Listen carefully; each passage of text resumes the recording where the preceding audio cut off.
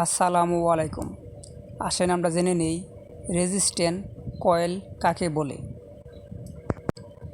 Resistant আর coil circuit same একই। এগুলো কিভাবে কাজ করে দেখেন।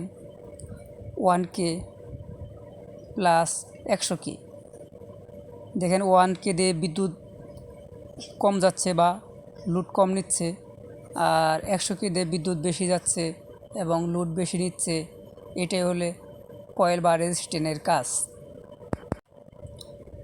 এই রেজিস্ট্যান্ট কম বেশি হলে লোড কম বেশি হয় এবং রেজিস্ট্যান্ট অনুযায়ী ভোল্টেজ এবং লোড সঠিকভাবে না দিলে আমাদের রেজিস্ট্যান্ট কয়েল অথবা রেজিস্ট্যান্ট পুড়ে যায়, খারাপ হয়ে যায়।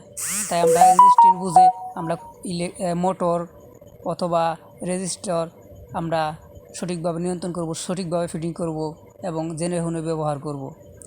Tangail, Kalihati, Haripur, trophic all electric mechanic.